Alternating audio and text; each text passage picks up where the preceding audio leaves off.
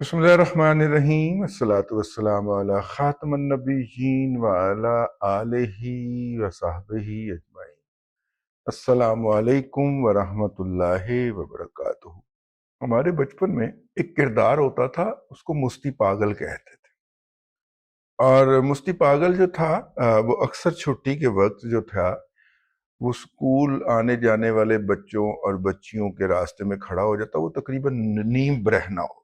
तो जो बच्चे होते थे वो तो उसको मुख्तलिफ छेड़ के या उसको बट्टे शट्टे मार के, छोटे छोटे पत्थर मार के तो गुजर जाते थे। और मुफ्ती आगे से जोरदार कह के लगाता था। और अगर बच्चियों वाली की लाइन पे खड़ा है तो किसी न किसी ने कोई शिकायत कर देनी। तो फिर पुलिस के पास उस वक्त विलीज की जीपें होती थी ज्यादातर। फौज के साथ भी पास भी वही थी। इटली का एक बहुत बड़ी ये विलीज की जीपें रही हैं जो कि हमारी फौज और पुलिस के जेर इस्तेमाल रही है। ये तकरीबन ये दूसरी जंग अजीम में इस्तेमाल होने वाली ये जो थी, तो उसके बाद ये फिर पुलिस और फौज को मिल गई थी। हाँ, मेरा ख्याल है 50s और 60s के अंदर ये पाई जाती थी, 60s में खास तौर पर। वो आना दोनों उठा के, तो उसने कभी कोई मजाहमत नहीं की। उसको उठा दोनों तरफ से कहना उठ, उसने उठ पड़ना, कहना जीप में बैठ, उसने जीप में बैठ जाना, उसको जाके दूर छोड़ आना। फिर कोई हफ्ते दो हफ्ते के बाद फिर उसने झूमते झामते फिर वहीं पे बैठ के कह के लगा जाना हा हा हा हा हा हा। मतलब वो जो फिल्मों के अंदर या ड्रामों के अंदर आप पागल देखते हैं ना, वो टिपिकल वो वाला करेक्टर था। वो आप कहेंगे मुस्ती मुझे क्यों याद आया आज बचपन का, वो हमारा करेक्टर जो था, हमारा बचपन उसके बगैर अधूरा है। वो इसलिए याद आया कि एक खातून ने आज जो है वो कोई नस्ली तासुब पर मुश्तमल जो है वो कोई सहीफा जब्बार खटक साहिबा है नाम के आखिरी हिस्से से तो लगता है ठेके से पैसे वैसे आए हुए हैं अब्बा जी के पास।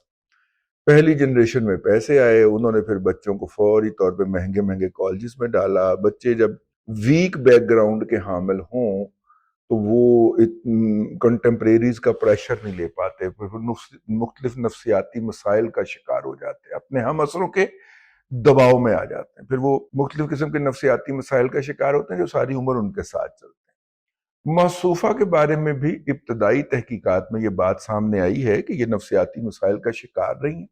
और वो खुद इस अमर का एतराफ़ करती हैं कि वो कई साल तक, 5-6 साल के अरसे तक ज़ेर इलाज भी रह चुकी हैं। अब उनका वही बैकग्राउंड है। मसला ये है, खुद कोई रैंप पे कभी ठमका शमका भी लगा लेती हैं, वॉक शॉक भी कर लेती रही होंगी। मॉडल हैं तो ये काम तो करने पड़ते हैं। साहब का मॉडल है, रिटायर मॉडल गर्ल है।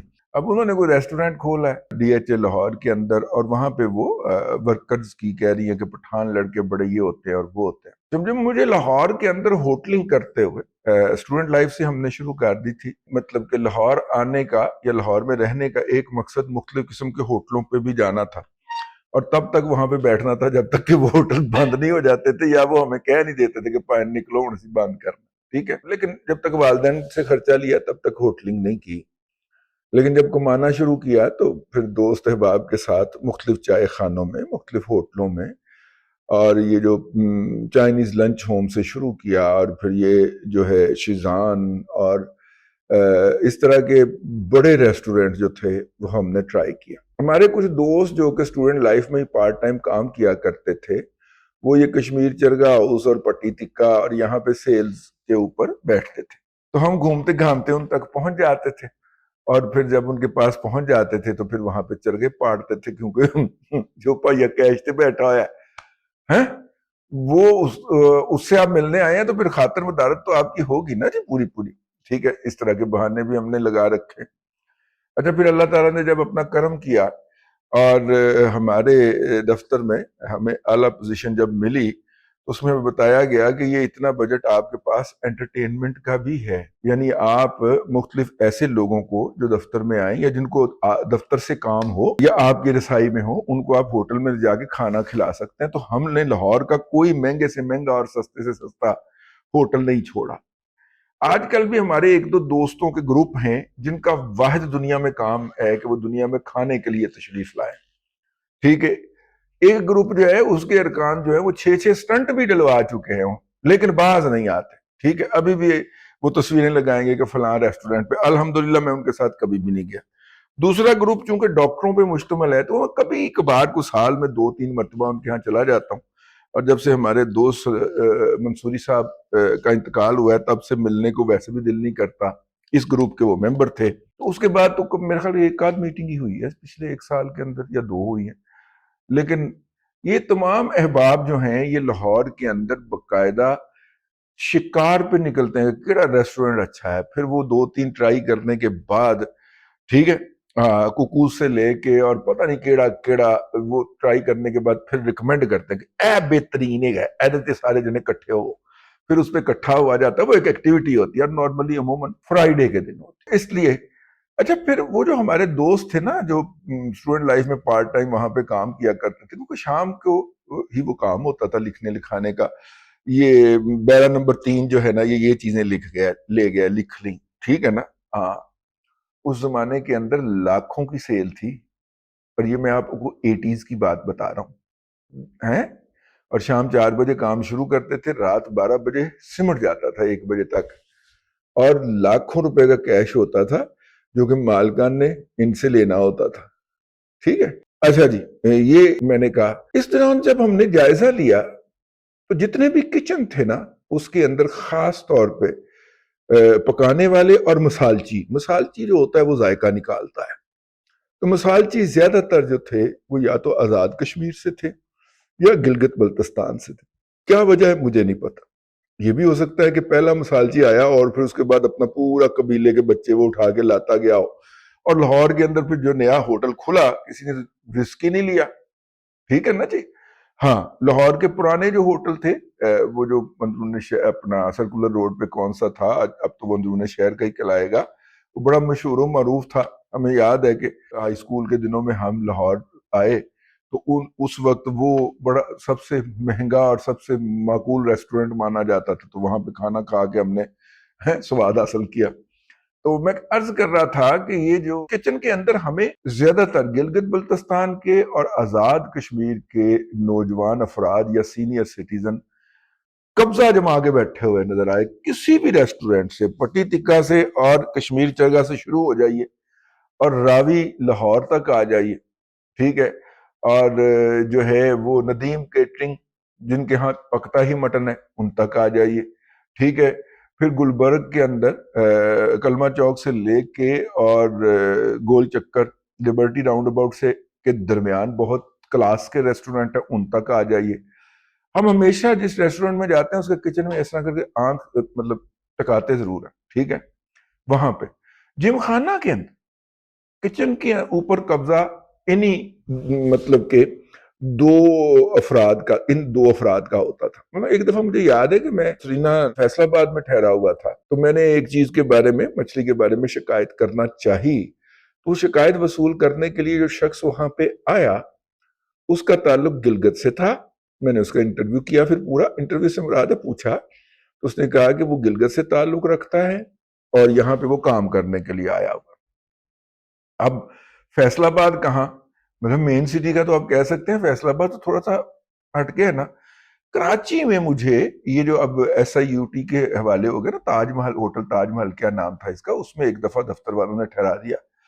تو وہ مرچیں تون کے لے آیا جناب. میں نے اس سے وہ کیا ہوتا ہے جی وہ پرانس منگوائے وہ مرچیں تون کے لے آیا. میں نے اس کو بلایا. میں نے کہا یار یہ آپ کہاں سے ہیں؟ اس نے کہا کہ میں باغ آزاد کشمیر سے ہوں. میں نے کہا لے کشمیری چڑھے ہی میرے ہاتھ. میں کہا بھائی یہ مجھے آپ نا ایک لقمہ لیں اور کھا کے دکھائیں. آپ اگر کھا گئے تو میں کھا لوں گا. کہتے سر مرچیں زیادہ. میں نے کہا ہاں. کہتے سر یہاں پہ پسند ہی یہی کرتے.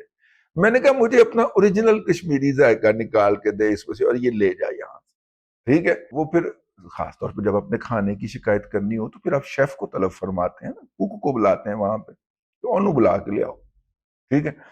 اور وہ اس بات کی بڑی ویلیو کرتے ہیں کہ متعلقہ بندے کو ہم نے بلا کے تو اس کے ساتھ گفتگو کی ہے اور بڑی آپ کی پھر آؤ بھگت ہوتی ہے. پھر میں وہ ایک کورس کے سلسلے میں گیا ہوا تھا. مجھے 5 دن ٹھہرنا تھا. 5 دن پھر انہوں نے اگر میں نے کبھی کمرے میں کھانا منگوایا تو انہوں نے بہت پراپرلی سرو کیا. کہنے کا مطلب یہ تھا کہ یہ اس طبقے کا کچن کے اوپر. ابھی میں نے اس وقت کا تو مجھے یاد نہیں ہے لیکن ابھی میں نے پرٹیکولرلی نوٹ کرنا شروع کیا ہے. لاہور کے ہوٹلز کے اندر سروس آرڈر ٹیکر بچے بیرے وغیرہ جو ہیں ان میں سے زیادہ تر کا تعلق جنوبی پنجاب سے.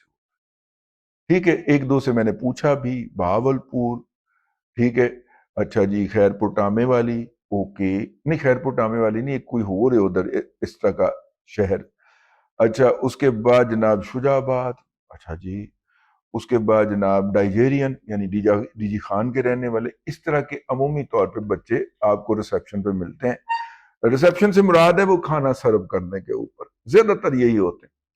بعض لوگوں کا ایکسنٹ نیوٹرلائز ہو گیا ہوا ہے، آپ پہچان نہیں سکتے ایکسنٹ سے، چند مخصوص الفاظ کی ادائیگی کے علاوہ وہ بالکل کلین اور کلیئر اردو بول رہے ہوتے ہیں، لیکن جیسے ہی وہ اس لفظ پہ آتے ہیں تو آپ فوراً پوچھ لیتے ہیں کہ کہاں کے ہو، تو وہ پھر کہتا ہے میں فلاں جگہ کا ہوں، ٹھیک ہے، یا یہ آرڈر ٹیکر ہوتے ہیں، یا پھر سینٹرل پنجاب کے ہمارے، آپ یوں کہہ لیں کہ اکاڑا سے لے کے خانے وال تک کے بچے، کیونکہ وہاں پہ بھی آج کل تعلیم کا بڑا زیادہ لوگوں کو رجحان ہوا ہے، اور تعلیم بے تکی اور بے سمت قسم کی حاصل کر لیتے ہیں، اور پھر اس کے بعد اس طرح کی چھوٹی چھوٹی جابز ہی ان کے پاس ہوتی ہیں اور کچھ نہیں ہوتا۔ اور خاص طور پہ فاسٹ فوڈ کے اندر بھی یہی لوگ ملتے ہیں، اور ادھر بھی یہی لوگ ملتے ہیں۔ آپ کہیں گے کہ یہ گجرانوالہ گجرات وزیر آباد نزدیک ہے تو ادھر کے بچے، ان کا رجحان کسی اور طرف ہے، ایک تو ان کو مقامی جابز مل جاتی ہیں، یا پھر یہ باہر جاتے ہیں۔ یہ والے جو ہے نا، ان کے ہاں بھی باہر جانے والا جو ہے وہ مسئلہ وہ لیبر کا ہی ہے، ادھر سے سکلڈ مین پاور یا ایڈوانس مینجمنٹ مین پاور کا باہر جانے کا کوئی رواج نہیں ہے۔ تو مصطفیٰ کا یہ کہنا انہیں پٹھان لوگ بڑے پسند ہیں، اور وہ چونکہ یہ ہوتے ہیں اور وہ ہوتے ہیں، تو ہوٹل انڈسٹری کے اندر، ہاسپٹیلٹی انڈسٹری کے اندر تو پٹھانوں کا میں نے آج تک وجود نہیں دیکھا۔